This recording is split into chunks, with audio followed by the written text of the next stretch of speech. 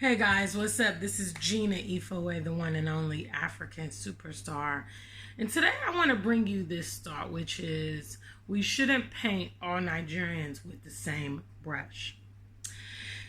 Now, it's quite interesting. You can conduct your own studies via social media and Facebook and YouTube and kind of see how, the diversity of people and so on.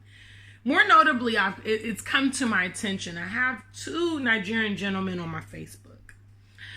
One Nigerian gentleman is sweet as pie. He is very Pan-African. He's very supportive. I have quite a large Facebook, so I connect with so many people, and I don't always know how these people found me or how they came to be or whatnot.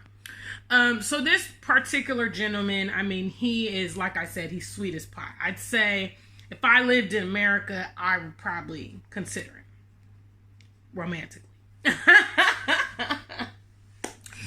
And, every time I see his posts, I share his posts a lot. I think he's just a really dynamic person, and he's so, kind and sweet, and he gets a lot of feedback from his community. People are always engaging with him and so on and so forth. Now, there's this other Nigerian brother. And this guy is like fight. You can literally feel his anger inside of him. He is very derogatory to Black women. He is not a proponent of the continent. He's constantly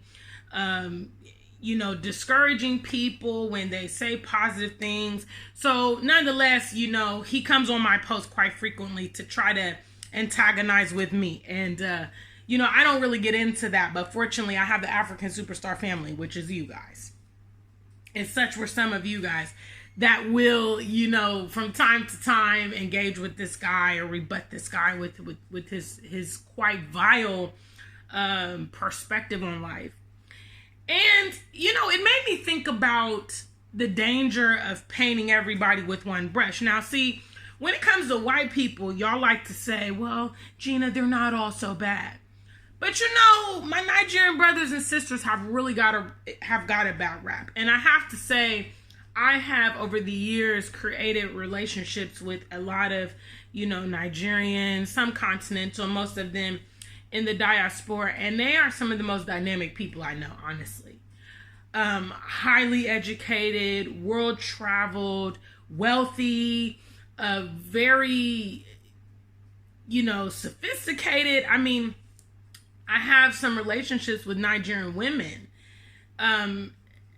They're just amazing. Not only are a lot of them stunningly beautiful, but the intellect. When you actually examine Nigeria, which is a massive country, about 5 times the size of Ghana, there's so much innovation that goes there. And in as much we hear a lot of the negative things, we hear about the hush puppy scammers, and we hear about the NSARS, and we hear about the leadership issues in Nigeria, and so on and so forth. I think I would be doing a grand disservice to not promote you to see the spectrum. Here I have, like I said, 2 gentlemen, Nigerian gentlemen, that are different ends, polar opposites, really. And I think about how we have members of the diaspora that will come into contact with. Notably, it's overwhelmingly usually a Nigerian person that has discouraged diasporans from going to the continent. And I think about, people like the bitter gentleman that's on my platform. We have to do a better job of representing ourselves. Like I said, I know so many brilliant Nigerian people, male and female, all around the world. We have members of this platform that have gone above and beyond. For me personally, people such as Darkspear, he is a Nigerian brother living in the UK. And, I talk about the story a lot, but for some of you guys that don't know, I went to Nigeria in November of 2019 to meet with Prince Dynasty. And Dark Spear was so concerned about, my safety and my mobility that he organized with his cousin Tunde to meet me at the airport. Tunde, again, went above and beyond. He went to my hotel before I even arrived in Lagos to check it out and make sure that it was satisfactory. He, obviously met me at the airport, escorted me to my hotel, escorted me the next day to meet Dynasty. I felt very safe. I felt very protected. It was, such an honor to have people of our family, look at me as an extension of themselves. And, again, these are the kind of things that you don't hear from our Nigerian brothers and sisters. You always hear the negative. So what I want to kind of convey with this message is we cannot be painting our brothers and sisters with the same brush. Use that brush that y'all use for the white man.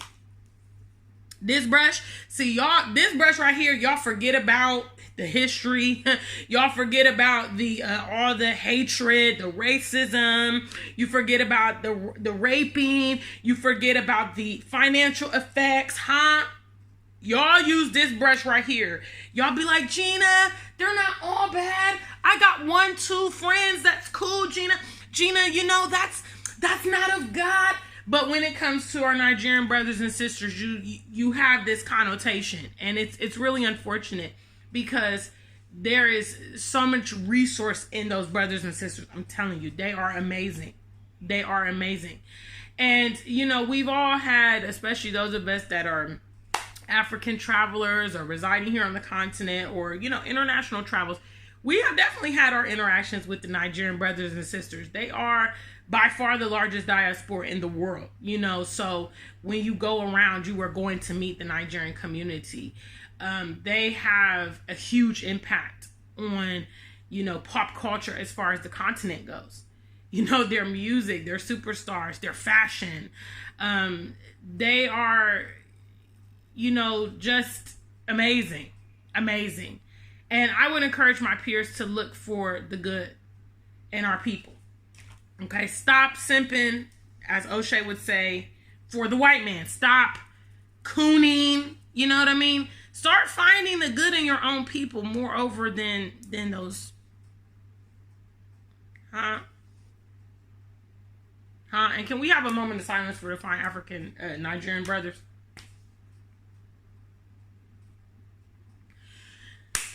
Fine.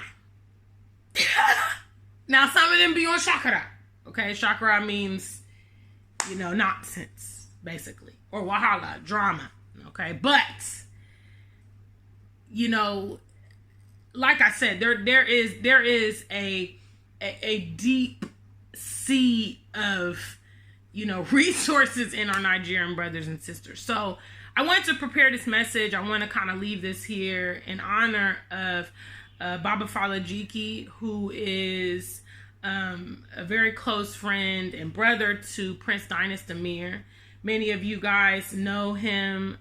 Those of you that have been traveling to Nigeria with Dynast or just active on social media, most of you have interacted with Falajiki. I know personally he organized some of my papers and some of my transportation and all those things when I actually went to Nigeria. Unfortunately, he passed away last week. And, I thought about him as well. I thought about the Nigerians that I've come across, in as much the stereotypes would have you think that a lot of them are just up to no good. There are some really, really, really, really great people that are coming out of the continent. And I also want to personally thank all my Nigerian viewers that support me here on this channel and have supported me for years. You guys, how I feel, and I hope that I've always, shared a lot of love to you guys, although I am here in Ghana and loving Ghana and living in Ghana. I don't think that with the choice of one African that diminishes another, and I always try to show love to the continent. The only people I don't really have love for Just saying. Until we meet again. Stay black and true. If you ain't black, just stay true.